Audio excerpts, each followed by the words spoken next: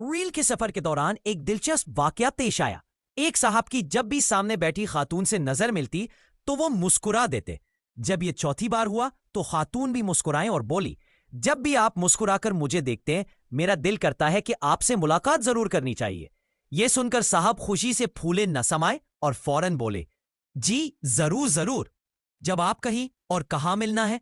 खातून ने मुस्कुराकर अपना कार्ड दिया और कहा, मेरे क्लिनिक में, मैं डेंटिस्ट हूं। आपके दांत मेले कचीले, टेढ़े मेढ़े और काले हैं। साइड की दो दारों में कीड़ा भी लगा हुआ है। मुझे लगता है कि शायद एक मुलाकात काफी ना हो, लेकिन यह गारंटी है कि मुझसे मुलाकात के बाद आप मुस्कुराते हुए कम से कम इतने बुरे नहीं लगेंगे। सादात तो शर्मिंदगी से सर झुका बैठे रहे और सोचते रहे कि कभी कभी ज्यादा मुस्कुराना भी महंगा पड़ जाता है। दोस्तों, इस वाक़े से हमें यह सबक मिलता है कि इंसान की शख्सियत सिर्फ बातों या लिबास से नहीं बल्कि सफाई और आदत से भी पहचानी जाती है। खास तौर पर दांतों की सफाई और मुस्कुराहट इंसान की शख्सियत का सबसे नुमाया हिस्सा है। अगर ये वीडियो आपको अच्छी लगी तो लाइक करें, दोस्तों के साथ शेयर करें और चैनल को सब्सक्राइब जरूर करें।